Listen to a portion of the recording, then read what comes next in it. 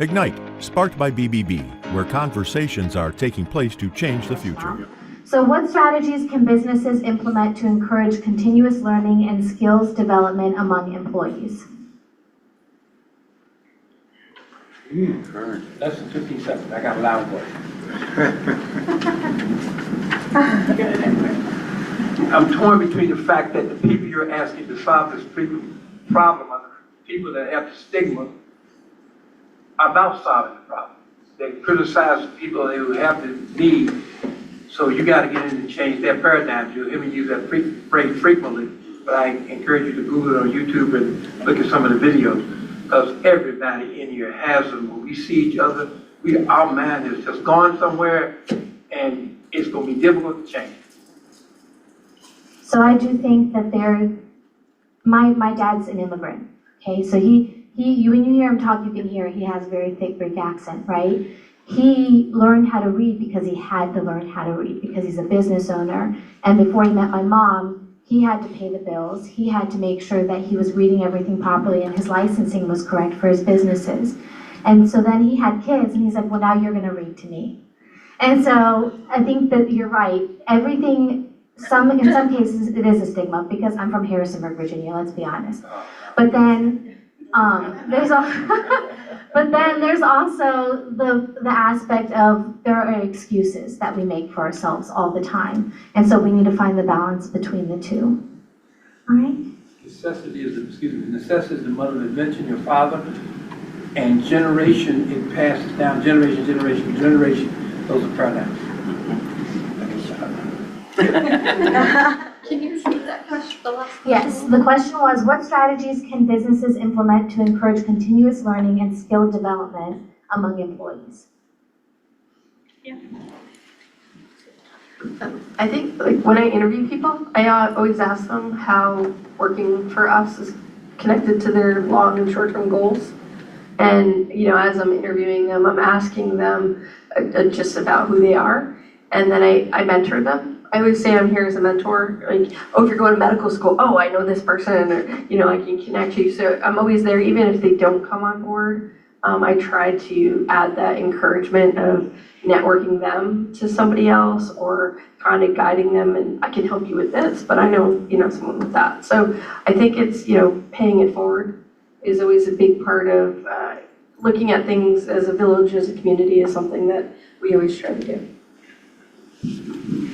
All right, we're gonna wrap that up. Olga, thank you. Thank you, everybody. So everybody stand up real quick. You've been sitting down for a long time. Now sit back down. That was quick, right? I'm gonna do everything rapid fire, trust me. I am not gonna get shortchanged on what I'm gonna say, because it's so pressing and important. It's impressive to myself. But I hope you're enjoying the conversation. So I have a challenge, right? Building literacy in the workplace, why and how to train. So I have built this program at Ignite with Evie and the rest of our team because I saw a need in our community. I was here for about 20 years, attended all the events, all the nighttime events. I was never home. I didn't see my daughter grow up, never saw my wife, somehow stayed married. That's probably why. But when it gets down to it, I wasted so much time and I can't get it back. I put myself into situations that I thought was going to help me and help the community and sell cars. And guess what it did? None of the above. I had to be in the showroom to sell. So looking back on my life, I could give you at 63 guidance to say, go home at night. Don't get caught up in all these organizations that are wasting your time. You're not going to get anything out of these things. You go to a luncheon, you're not with your family, but you're at lunch anyway, so it's okay. Use your time well, because those hours, I collected two things, kaleidoscopes and hourglasses. And that sand, when you get older, drips down, and time is a commodity. And every time I was with somebody last night, they're going, oh my God, I'm going to a funeral all the time. Well, you're 5 years older than me. Of course you are, and that's the way of life. So use your time wisely, train yourself, train your employees, train your team members. One of the things I said to our staff the other day Our team is awesome, even though we're really small. What we're doing in this community in 42 counties is more than probably some of these teams getting government funding, getting funding from the cities, corporations. We're barely getting anything. And somehow we are getting out and doing so much with great partners. It doesn't happen by ourselves. And so that's doing very well for us. What I want to do is rapid fire. The alarm will go off on my phone, so don't get nervous.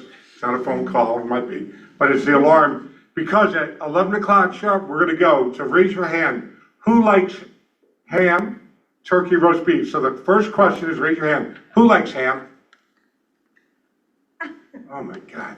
Were any of you born above Alexandria? Just 2 of you, 3 of you, 4 of you. My God, I thought ham was just a Richmond thing. Who likes turkey? No, you gotta pick one. I should have started the ground rules. Sorry, it varies. Mistake, I'm going rapid fire. Who likes ham? You gotta pick one? Yeah, gotta pick one. All right, so it's what I suspect. Who likes roast beef? I tricked you, I didn't say turkey. Who likes turkey? God, Pado's messed up. They did 10, 10, 10. So you got a choice over there of ham, turkey, or roast beef. All right, so at 11 o'clock, at 11:30, eat at your desk. At about 11:30, I'm going to introduce Joe Casey. Dr. Casey is the administrator in Chesterfield. You're going to see why I'm so excited about him spending an hour with us. You're going to learn not about the county, but you're going to learn about running a business and keeping things going. We always share this, 988. If you don't know what 988 is a number to share with everybody for mental health crisis. It's free. Suicide prevention and mental health. Everybody should know that. Time is your commodity. I said that to the Reed Center. Connexus is a great partner. If you don't know Connexus, the statistics are alarming, just like yours are. Most of these children that are struggling with reading can't see. And so Connexus has done an amazing job over the last 30, 40 years, making a true difference. I will always talk about nonprofits. There are nonprofits started by people that have an emotional loss. So if I lose the dog, what's the dog's name again, guys? Bubba. Bubba the dog. He dies of a DUI, right? Somebody hit him. Well, I got to get t-shirts made up with Bubba's picture. I've got to start a campaign against DUIs. And I start raising money. I live in Salisbury or Twin Hickory. And all my friends care about Bubba. And they really care about me crying all the time. They want to help, so I do a mixer, I do a cocktail party, I do a golf tournament. Then I get a dress-up party, we just dress black tie, and we spend so much money on that stuff. And then we go raise money for Bubba, and then it comes to me. Then I pay for my car out of those expenses. I get a nice pocketbook, nice briefcase. I have to have a nice suit to go out and speak. And by the time it's over and done, Bubba didn't get anything, no recognition other than t-shirts, okay? Instead of doing that, I should have gotten a MAD, Mothers Against Drunk Driving, and partnered with them. We as a community are blowing so many dollars on things that are frivolous and making no difference. Reed is making a difference. I am so excited. I met you guys 10 years ago. I am more excited today to learn Connexus is making a difference. We're putting eyeglasses on kids that can't see. That's where our time and money should go. My opinion, I'm not a sermon maker here, but a preacher, but Evie and I are on board with this. Give.org will tell you where to spend money. Do you know in Virginia there's over 9,000 nonprofits? There's a cause for cause, yes. Yet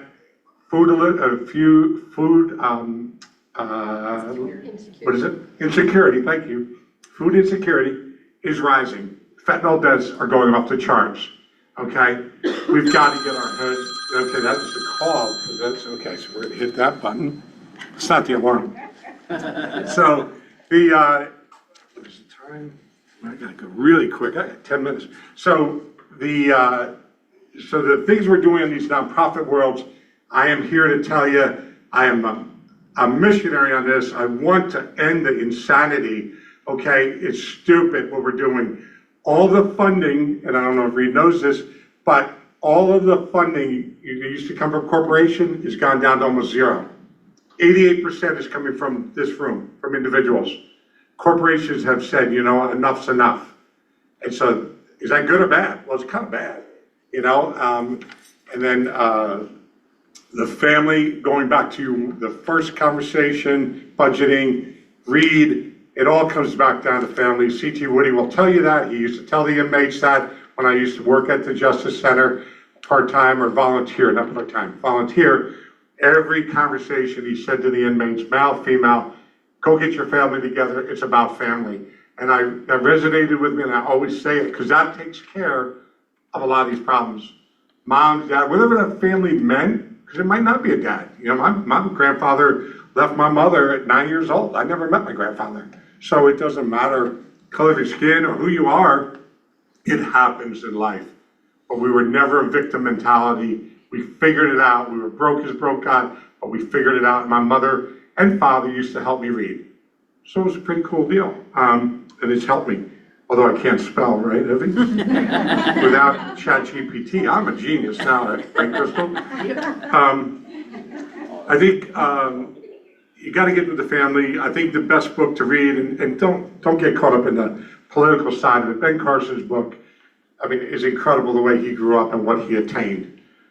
The way he grew up, and I heard him speak at the Family Foundation at the Convention Center. Inspiring. We all get caught up in this political stuff, and he's Republican, he's Democrat. Who cares?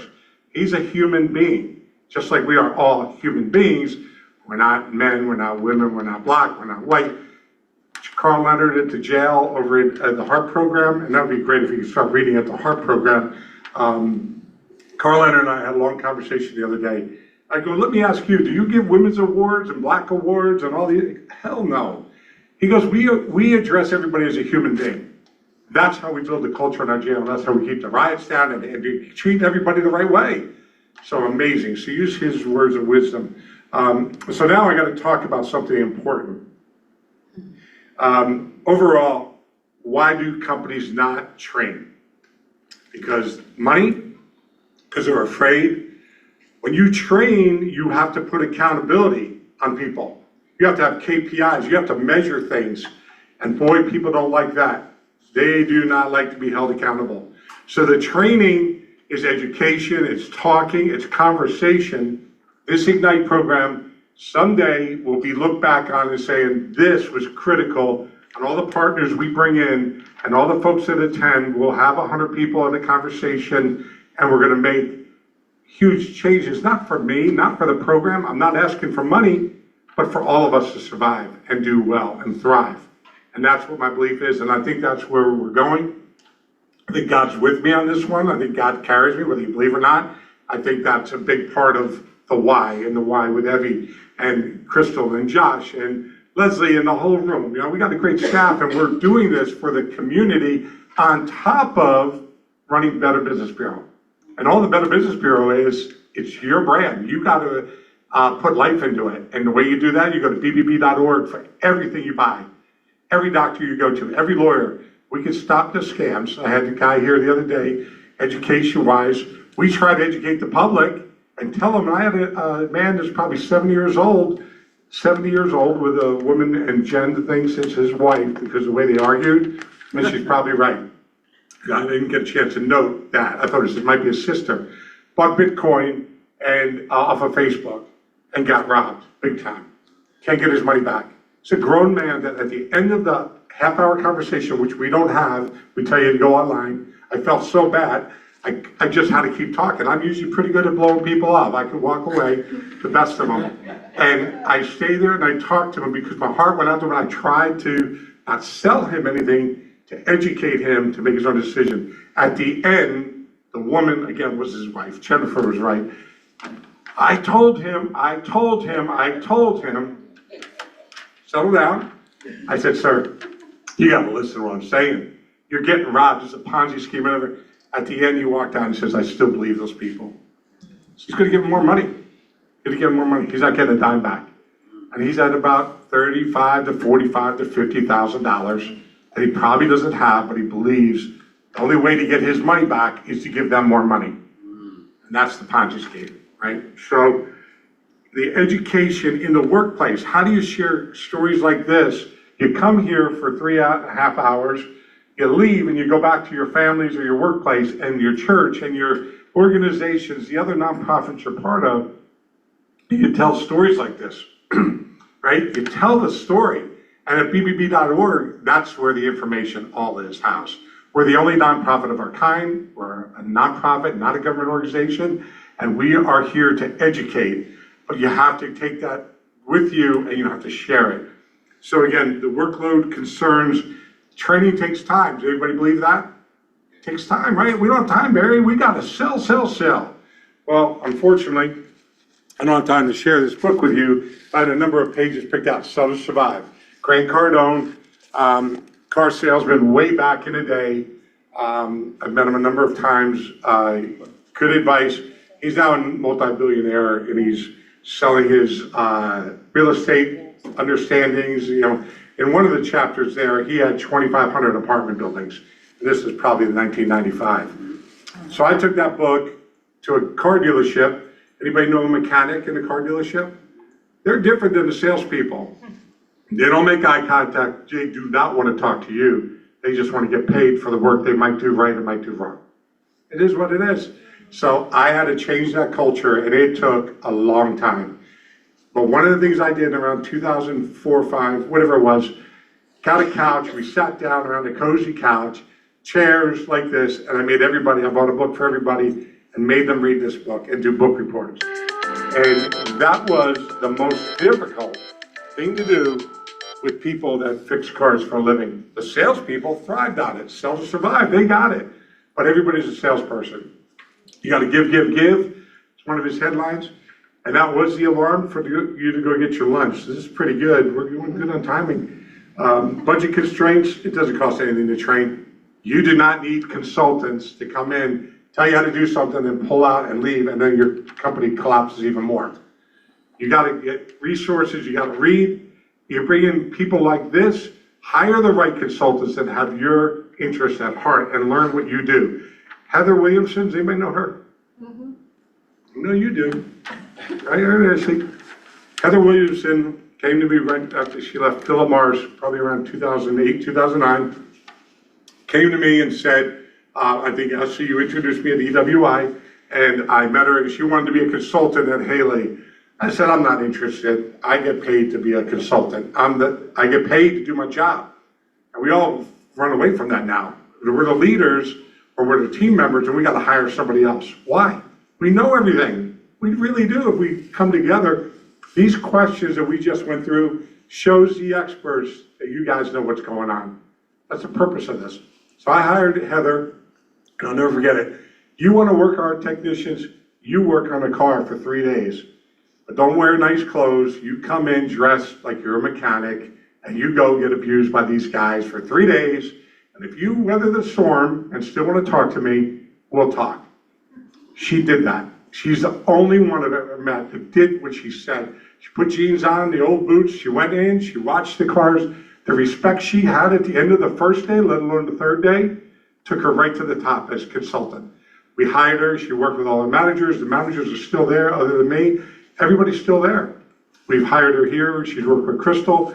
And those are the kind of people you want to do business with, right? They get to know you. So, and with that, we're going to go orderly, or we just do free for all? I want to mention. Correct. Thank you. I knew you were doing it. Go ahead. So, on the employee, being able to teach your employees is really important. I worked for Cisco Foods, and I think one of the mistakes that they made, they had a wonderful training program, and their training program was 7 weeks, and they did that at the very beginning. That training program cost them thousands of dollars for every new hire. I quit 6 months later. It was not for me. So that big of an investment, you really need to make sure that that employee is your ride or die. When you're ready to make that investment for an employee, BBB Learning provides certificates and courses for your future leaders in your company to be able to step up and learn that. So what we provide for, and I guess if you want to play the video. Business professionals who prioritize ongoing professional growth are destined for lasting success. That's why we're excited to announce